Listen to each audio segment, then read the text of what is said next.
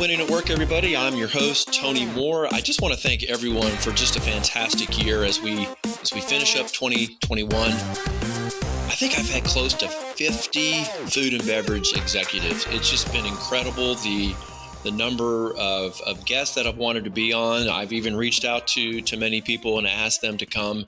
And it's just been a fantastic year. In fact, the podcast has been kind of recategorized as a learning and development podcast. And when that happened, it just got ranked like one of the top learning and development podcasts on the internet. And that's just it's a great honor because that's why people are coming here. That's why you're listening. You're coming here to listen to me, listen to the guest and all the great ideas that are coming out from them.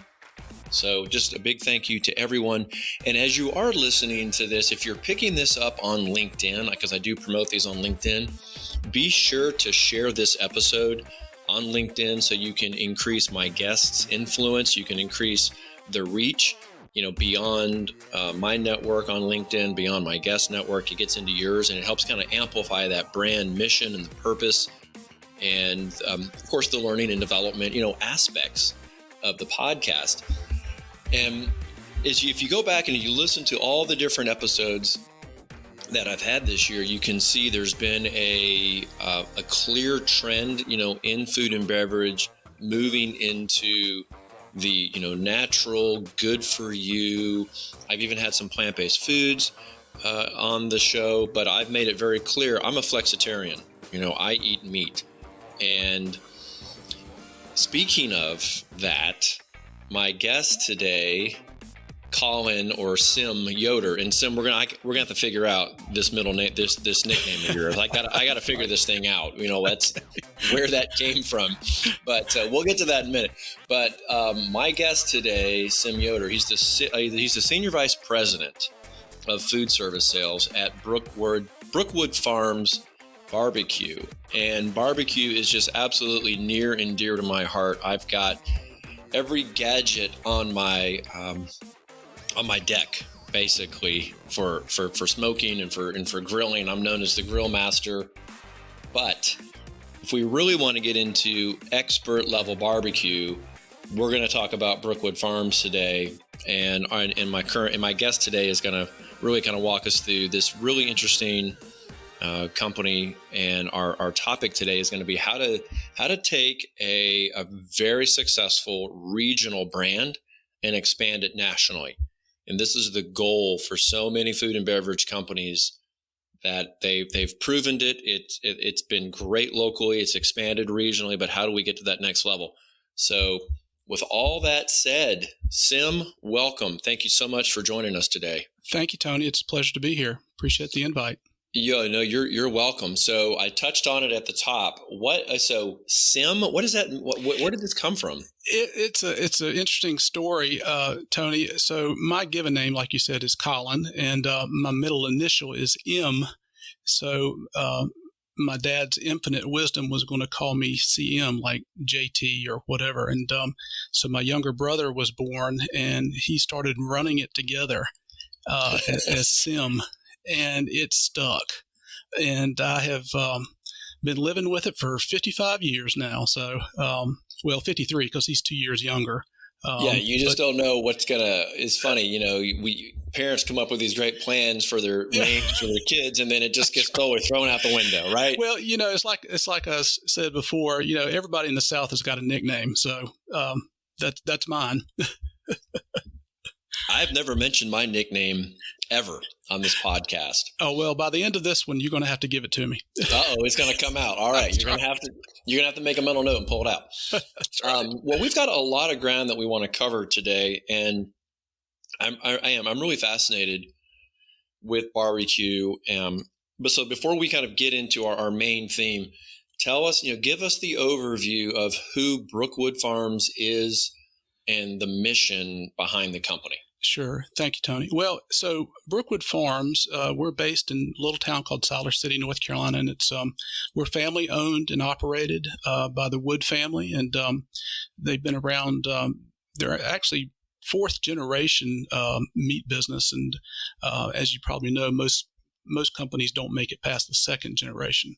But currently the Brookwood Farms is owned by Jerry Wood and the third and his brother Craig Wood. But the company was started by their father, Jerry B. Wood, back in 1978, and started off as a retail company, selling, mostly in the Carolinas and Virginia, pretty much those states, and they could pretty much sell their friends. And they actually had been in the hot dog and bologna's and Frank's business, and so they had that experience using smokehouses, and so that's how they got into the barbecue business, pretty much using smokehouses to make barbecue. And really they were struggling to grow the business. So when Craig Wood got out of NC State, he had this idea about going around and talking to a lot of the local and regional barbecue chains and finding out how they actually cook barbecue. And he came back and he told his father, he said, we got to be cooking over live fire and either wood or charcoal. And so in 1982, that's when they started building actual pits. So currently we have over 300 yards of actual barbecue pits built out of brick and mortar and surrounded by stainless steel with hoods. So we actually cook. Wait, 300 yards? 300 yards. So that's everyone right. here in the South, football is pretty big. That's right. So if you've ever been on a football field, that's 100 yards. That is massive. It is pretty massive. It's like 3 football fields. Exactly. And it's hard to wrap your head around that sometimes. And it's all under roof. We're USDA inspected, SQF certified level 2, all that good stuff, HACCP program. But that's really how we cook barbecue. It's over pits. We cook it for 10 to 14 hours, depending on the protein. But we actually cook overnight in these pits. And then we process and pack and clean the pits and the plant from head to toe and start all over again. So we don't actually use any gas or electric ovens. We don't use any liquid smoke, because we're getting that natural smoke flavor from the way we cook the meat, which is, you always hear about low and slow, and that's what we do. So it's Is there any other way to cook barbecue? Absolutely. I mean, you have to cook that's how you do it. So we're really, doing it sort of the old-fashioned way, like a barbecue restaurant would do it. It's labor intensive, but it's a simple process, and we always think it makes the best barbecue out there. So it's really more of a Brookwood Farms type branded cooking process. We don't know of anybody else that's cooking this way, but it's brought us a lot of growth over the last 20 years. And we want to stick to that mission of really a true pit cook barbecue that you can't get anywhere else unless you're going to cook it yourself in your backyard using, charcoal and putting in the time and the effort to do it that way. Well, Sim, you said there's no other commercial food, or there's very few that do it this way. Well, how else would they cook it? Are they just applying just straight heat? So a lot of folks, Tony, I think are using either Southern Pride cookers or using ovens, and then they're adding hickory chips or wood chips. You get, there's all kinds of mesquite chips or that kind of things that you can buy at Lowe's, that type of thing.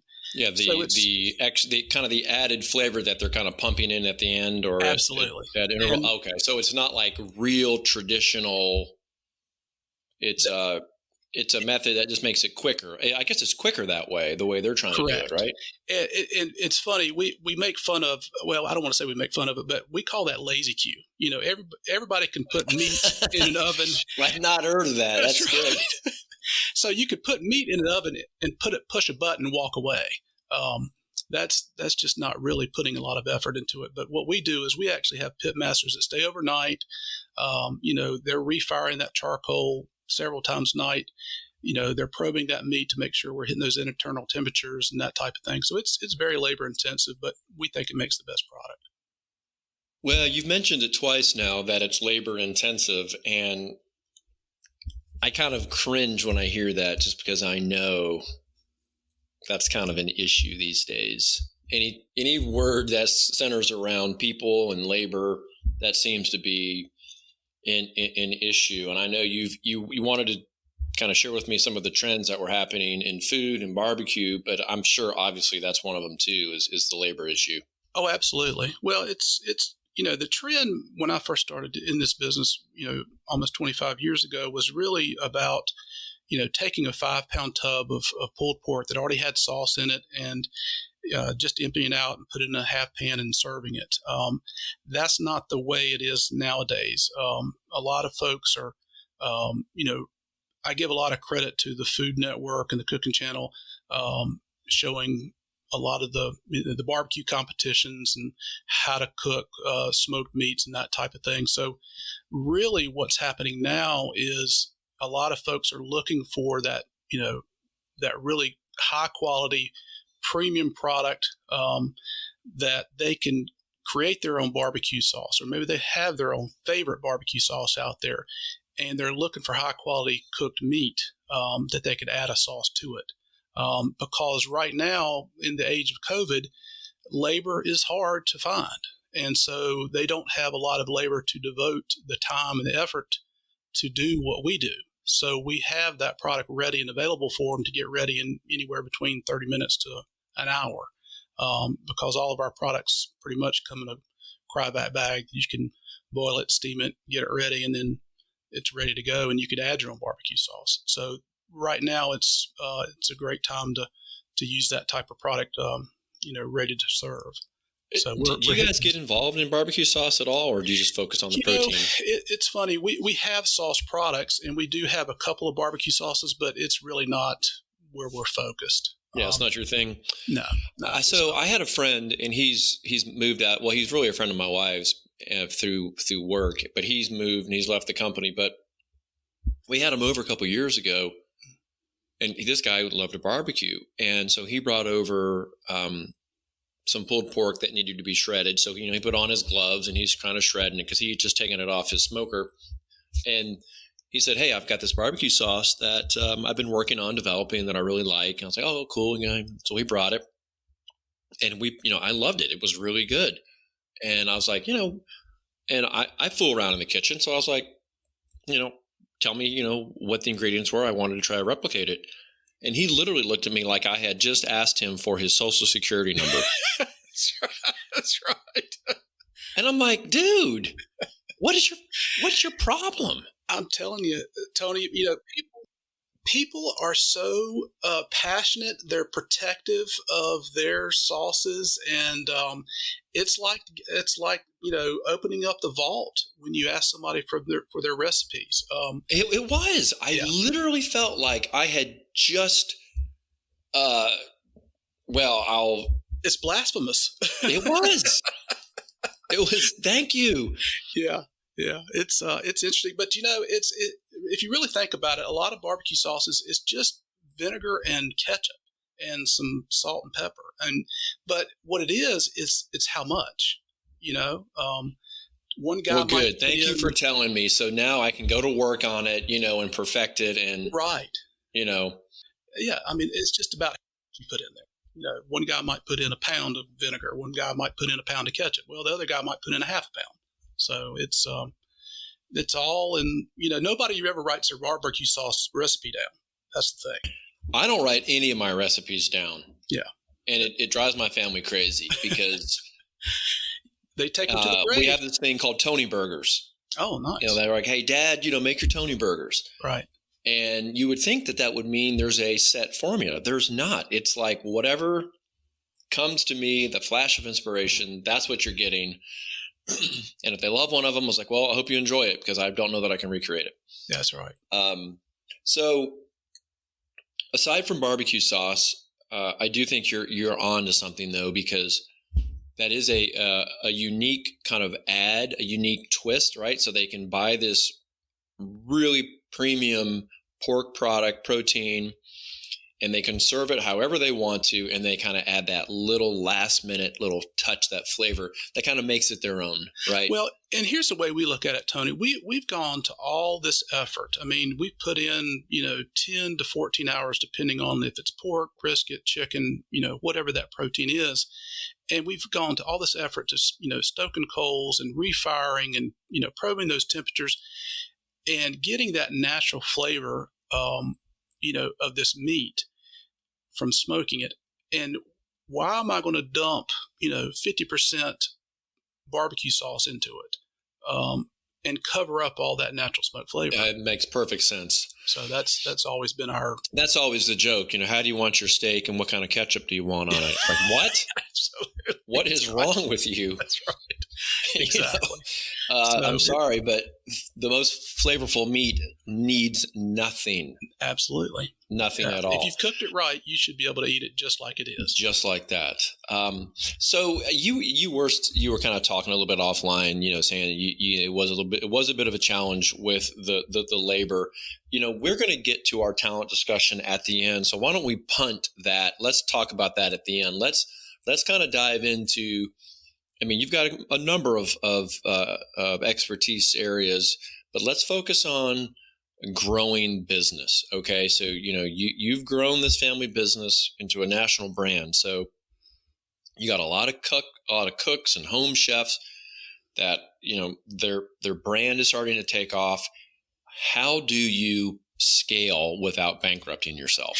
Yeah, well, we've got great people at Brookwood Farms, and one of the ways that we've really been able to scale our business is a lot of Craig calls it block and tackle. And when I first came on, they pretty much just gave me a price list and gave me some samples. Said just run with the ball and see what happens. And we really did build this business from the ground up, and we didn't go out and there's a saying out there that you can buy the business, which means you go into a distributor and say, I want to buy out these slots, or I want to buy out my competitor's business. And we just really never did that. What we did, Tony, was really go out door to door, and it was pretty much myself and our broker team, and just go out and put product in people's mouths, and go into restaurants and go into college universities and that type of thing, and just say, just try this.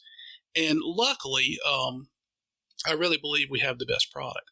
And so you really are kind of, going out there and preaching the gospel, that type of thing. So it was just getting in the car and riding up the road and pulling it over to whoever would see us and saying, try this. Now, a lot of people just said, barbecue is very passionate and everything else, but they really had never seen a product like ours. Where it was, charcoal cooked and pit cooked and that type of thing. It always been oven roasted or gas cooked, and everything was the same. So nobody really could tell one brand from the other. Oh, I see your point, because it was all being cooked the same. So in other words, you were crushing them in the taste test. Absolutely.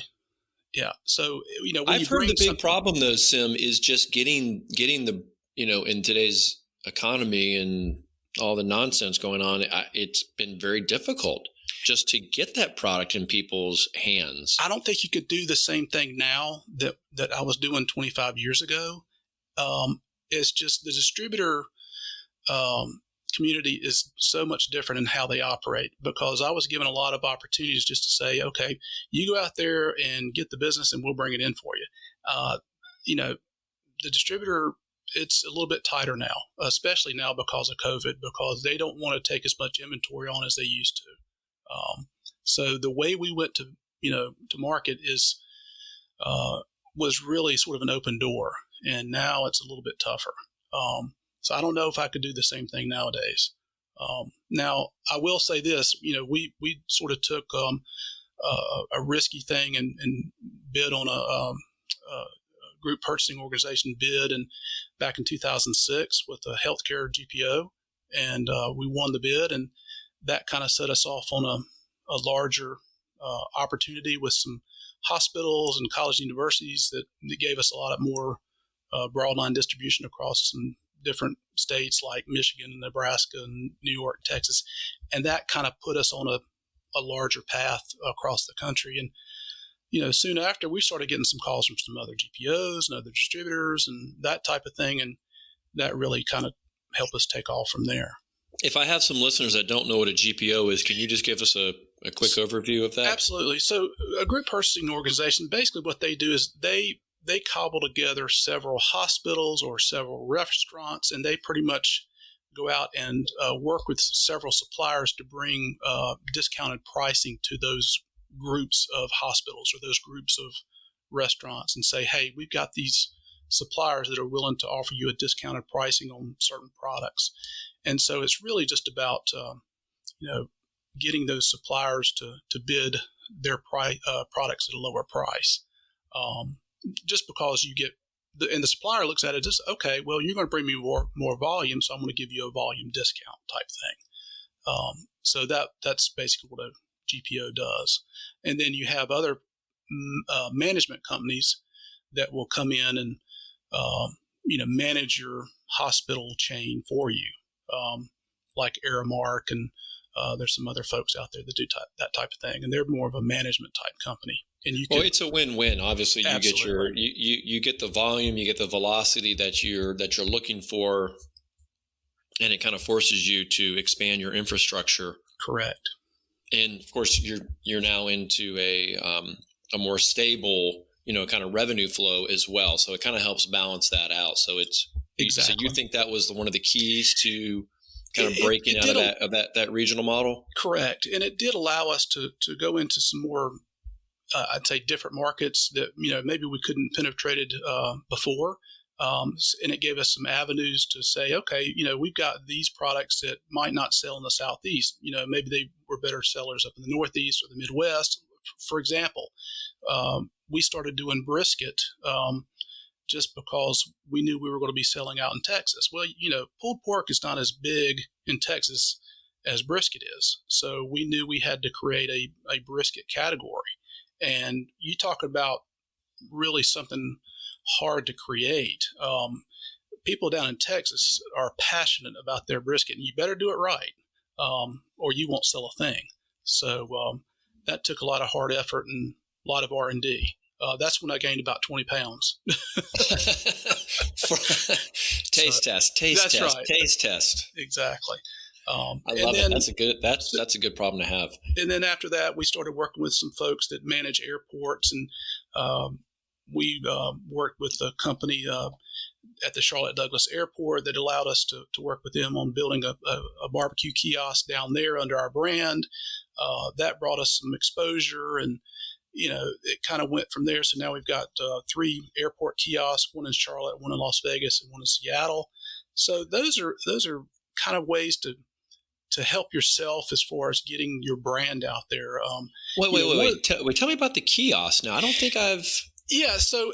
that sounds kind of cool. It was really interesting because the company that manages the airport restaurants, it's a big company called HMS Host. They're a great company to work with. And they actually called us. They said, the airport authority in Charlotte wanted to create a Carolina-themed restaurant. And well, what better themed restaurant than barbecue, right? And they had tried all these barbecue companies, and they came upon Brookwood, and they actually called us out of the blue and said, hey, we'd like to sample some barbecue, and could you guys bring it down? And we're like, sure, what do you guys got going on? And well, we want to create this barbecue kiosk. And so we went down there and showed them our product, and then they loved it. And they said, well, how would you like to make it a Brookwood Farms kiosk? Sure, absolutely.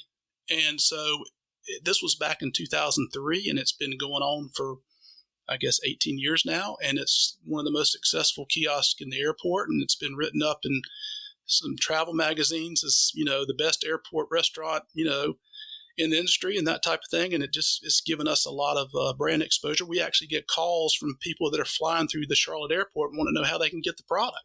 So, well, tell me, I want to hear a little bit more about that. It sounds kind of interesting. So when you say kiosk, but then I'm also hearing restaurant. So so this is an audio thing here. So kind of just visually kind of tell people what they're seeing out there in the airport. So basically, when you're going through an airport, in the industry, we call them a kiosk, and it's basically just the airport restaurant. It could be a small type thing where you pop in and grab your magazine and grab a grab and go sandwich, or it could be a full blown restaurant like a Chick-fil-A or a Cinnabon or that type of thing. Ours is more of along the restaurant type scale, where you actually go in and there's a person back there serving barbecue, and you can pick out a sliced brisket or pulled pork, and then They have French fries and the whole deal. And I mean, they actually will serve you a barbecue platter right there. They have the ribs that we do. I mean, oh my gosh. So they're literally getting full barbecue experience walking through an airport as they wait. Absolutely. And they do an incredible job down there. And it's been a great partnership that's lasted 18 years and going. And it's just been a really successful partnership with the airport as well. So it's interesting. It's almost like you've created your own food service model to support yourself. It does. And, we work with them hand in hand as far as trying new products. It's a great place for us to, if we have something new, we can call them up and say, hey, look, we've got this new product. What do you think? And they'll put it in. And if it goes well, then we can roll it out for our food service division. If it doesn't really have a good response, then we'll say, well, maybe we won't roll this out. So it's a good way for us to look at products like that. Have you even thought about franchising, just looking at the success of that? I'm sure it's been talked about, expanding that model. And I know we weren't really going to talk about that, but I just can't help but think that's. We have, Tony. And here's the thing. Running a manufacturing company that makes barbecue is hard enough. Running a restaurant company, we'll leave that to the experts. It's how we look at it. It's just a whole nother level of complexity that. That's right. Yeah. We actually have looked into it, but it's just not something we're ready to take on just yet. You kind of need somebody to come to you with the idea, right? To say, hey, we'll do it for you. All right. That's right. You have a partnership. So there you go. You aspiring entrepreneurs. You can reach out we'll to let them. Look, we'll make the product and we'll let them take all the glory. How about that? There you go. That sounds like an excellent business model. Yeah, it works for us. Well, it does sound. It kind of goes back to that GPO. It really sounds like that really kind of opened things up for you, and it worked to help promote our brand. That's for sure. I mean, it got our brand out there for sure. And then obviously we're still doing the block and tackle and still trying to get in people's mouths. That's the thing for us. Well, if someone listening to this and they say, okay, great, let's see if we can get into a GPO. Mm-hmm. Is that a situation where it's maybe a little easier to have them do the product sampling versus? I don't want to say it's easier. It worked for us. I mean, not every, company would go that route, but it worked for us. The size that we were at and the timing was right, and the GPOs that are out there were looking for family-owned companies, and they were looking for that particular category at that particular time. I want to say it was just about time. And, the other thing I want to touch on about branding too, Tony, and we were very lucky with our business model. We're set up in 3 divisions. I mean, we have a food service division, obviously, which is about 60% of our business, but we also have a retail division and also a school division. And they each are about 20% each. And so we really play off each other. A lot of folks will, if we're at a trade show or something, they'll come up and say, hey, I've seen this in the grocery store. Because we do sell our retail products pretty much up and down the East Coast out to Texas. And then on our K-12 side, we do process school commodity product across the country. And a lot of folks, maybe they'll own a restaurant, but their kids have had our product within their school, and their child will come home and say, I had the best barbecue. And, they'll say it was Brookwood Farms. And then, that restaurant. It's embarrassing going to the grocery stores. Is that a strategy? Do you actually look at where the K through 12 footprint is and try to match that retail with it? Not necessarily, because our K-12 is more of a national. Our retail is not national just yet, but we are growing by leaps and bounds. I tell you, the last year with COVID, obviously, restaurants were closing, the kids were sent home from school, and our retail division, because everybody was staying at home, really just kind of took off and really helped sustain our program, our overall company. So we had retail a lot of growth saved there. A lot of companies because everyone was still grocery store shopping. Exactly. So it's and what the great thing was, now that food service and schools are back, our retail division is continuing to grow. So it gave us an opportunity to let that light shine on our retail division, and we've had just great success with growing that side of our business. So folks here in the South, they're very familiar with, well, of course, nationally, of course, you've got Kroger, but we've got in the South, I'm in the South, you are as well. We've got, we have Publix, you've got Ingles. When you talk about these retail divisions, or the retail division, do you focus on like the regional grocery chains, or are you starting to look at those national chains? Well, we are in Publix. We do work with Harris Teeter, which is owned by Kroger. We work with all the food lines. When it comes to sort of the real big national companies like Walmart and Super Walmarts and Sam's Clubs, we work on more of the regional type programs with those folks. So we do kind of pick and choose on what we can handle and what we want to handle. So it's we want to make sure that we have controlled growth. We don't want to get, we want to make sure that we're growing at the right pace. The other thing for us too, Tony, is, we're cooking on those 300 yards of pits, and you can only get so much meat on those pits at a time. And now we are getting ready to add another 100 yards to our campus there in Siler City, which is going to give us a lot more opportunity for growth. So that growth is measured, and we want to make sure that we're growing at the pace that we need to grow at going forward. And, all of a sudden you take on all the Walmarts or all the, all of whatever business is out there. And then all of a sudden, we're doing too much in a short space of time. And you don't want to ever leave your customer hanging, so to speak. Is the plan to just kind of continue with the pits there in North Carolina, or are you looking at other geographic locations? We're always looking at every single avenue, especially now because this year is really the comeback from COVID is happening faster than we ever thought it would. I mean, when we sat down in January, we were thinking we would recover in probably 2 to 3 years. And it's probably going to happen in a year. So it's really coming back to us quicker. Which is a good thing. I mean, we found the same thing here too for us. Yeah. I think that seems to be pretty consistent with what I'm hearing. We do discuss superpowers. It does come up, and obviously with your background now in sales, and of course now you've risen to SVP, I'm kind of curious, what is it is there a certain skill or trait or something that you lean into that you find that you kind of constantly rely on that is enabling you to kind of keep this growth going? I will say this, and I'm accused of being bad at not letting things go.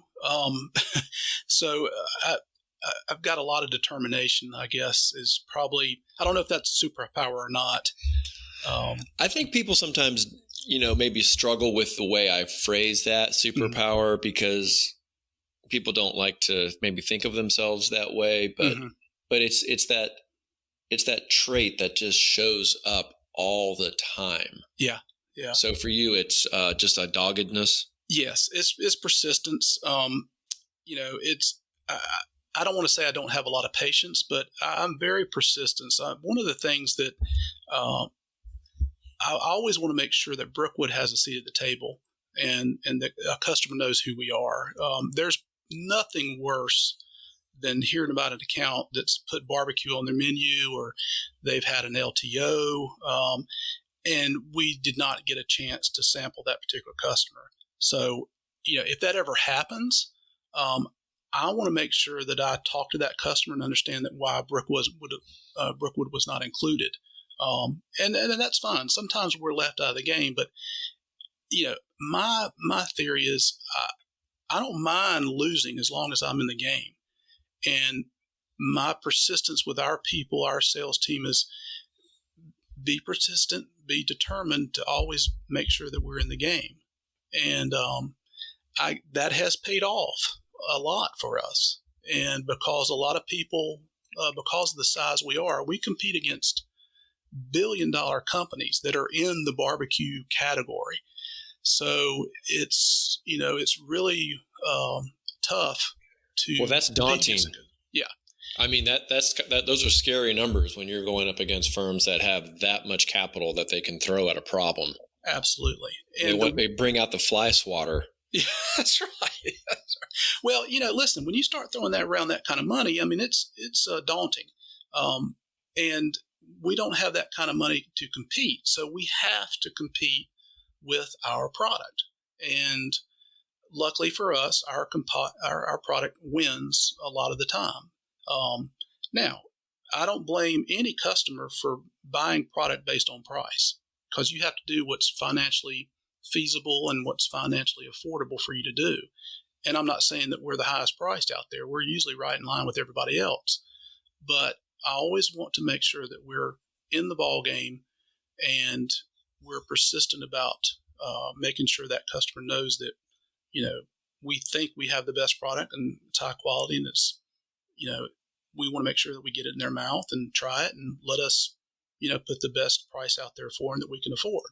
So I don't know if I would consider that a superpower, but I think persistence is one of the traits that makes us, our sales team very good. Well, now, so do you look for that when you're hiring? Absolutely. I mean, is there, I think behavioral style questioning is what you want. Yes. So, do you have a couple of questions, or is there an angle, an approach that you take to uncover that quality in someone else? Yeah. One of the things for me, Tony, is having good team chemistry. And, so it's hard to really get a feel for how your team chemistry is going to be once you bring a person in, because you have maybe one or two interviews with that person and you try to get a beat on them. Luckily for me, our team has been together probably 10 plus years. And, I think I've maybe let one person go, maybe two people go in my 25 years. But persistence is a trait that every one of our people has. And obviously, you want to hire people not based on their resume history or what they've done in the past, but you really want to just understand how their personality is a good fit for the team. Will they fit in? Or, do they bring that good personality? Can they relate to you? That type of thing. And sometimes it's just intuition. But a lot of times you're just looking for a motivated person, determined. There also has to be patience in there too, which is kind of the opposite of being persistent, but sometimes patience pays off as well in the sales field. Well, you have to be, there is a I call professional persistence. Yes. There's a way to go about doing that, and that is patient. I remember years ago when I was first getting in the business, I really wasn't patient at all. And I had done great work for a client, but she pulled me aside and she said, "Tony, you kind of need to scale it back a little bit." Yeah. Yeah. Well, I tell you, I appreciated that feedback because, I was pretty hard charging. I've had to kind of dial back the A type in me, Mm-hmm. I'm the same way, Tony. Yeah. Yeah. It's one of the things that I've learned, and it's taken me a while, but there are two things that I like to see is obviously passion. I'm very passionate about our products, but I'm very passionate about, life, and, I want to live it to the fullest and that type of thing. But I also try to see, there's got to be some humbleness, because you're not going to win every time, unfortunately, in this business. And sometimes you have to take a little bit of bite of humble pie.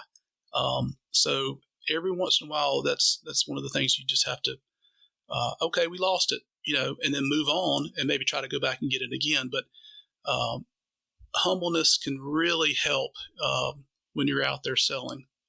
So that's one of the things I actually talk to people about in the interview process. That's one of my interview questions is, are you humble? And I've gotten some interesting answers when I've interviewed people in the past. It's been interesting to hear. Yeah, I bet you I bet you get a lot of different answers on that. And I've talked about this before, and I think the real challenge is just knowing what you want to listen for I mean, because you can come up with these great questions, and you can even behavioral or just straight up like you just did, give me an example of when you were humble. But then you just kind of have to suss out. That's right. Is that good enough? Is the answer good enough? I tell you, hiring is so tough.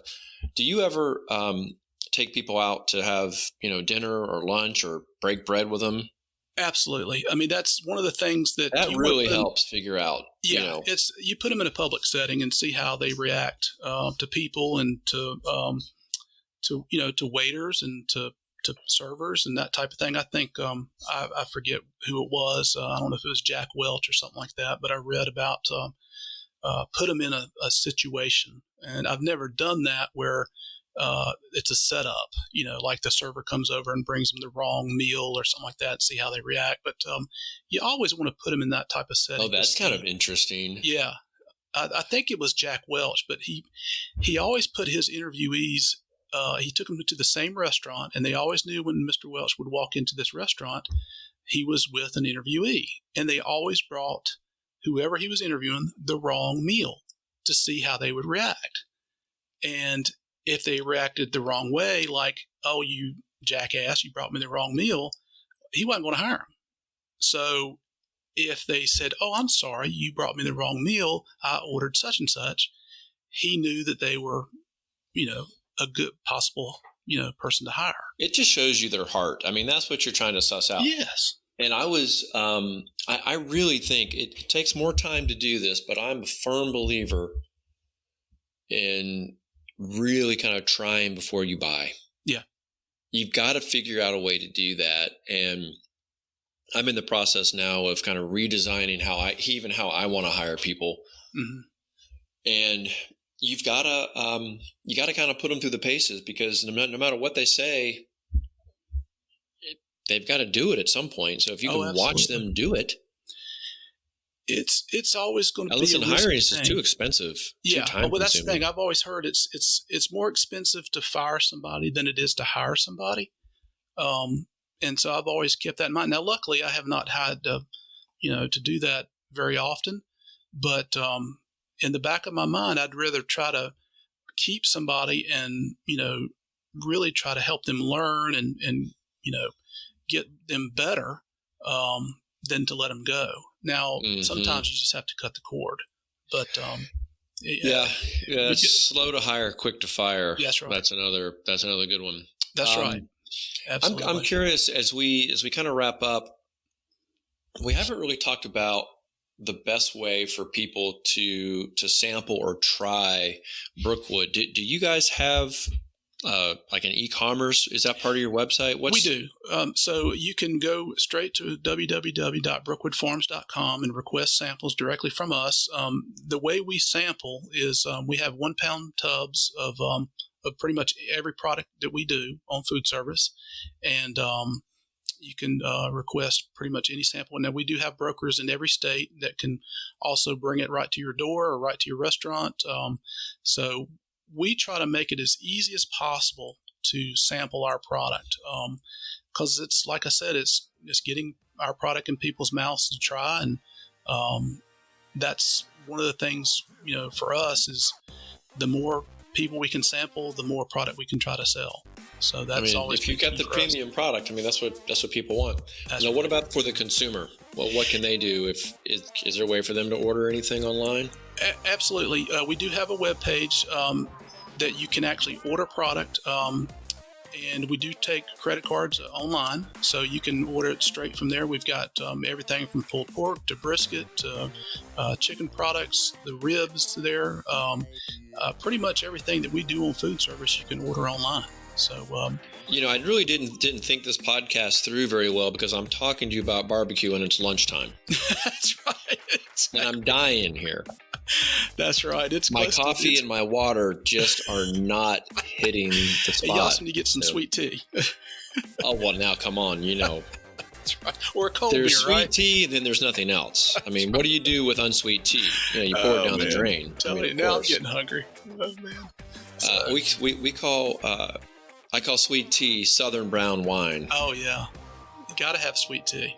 Gotta have it. Well, I'm so glad to have haven't gotten a chance to get to know you and learn more about Brookwood Farms. And I really encourage everybody to go and sample and try it and just see for yourself. I mean, I think I'd love to do the same. Would love to have you come up and see us, Tony. It's been a pleasure talking to you, and please come by Brookwood Farms next time you're up in North Carolina. I'd love to have you. Yeah, that's fantastic. Sim, thank you so much for being here. And other than LinkedIn, are there any other ways that you would like people to connect with you, or is that really the best way? We do have an Instagram page. It's Brookwood Farms Barbecue on Instagram. So we do have a page there, and we also have a page on LinkedIn, like you said. We're also on Twitter at Brookwood Farms Barbecue. So check us out and drop us a line. Let us know what you think about our product, and we're always trying to touch base with our customers.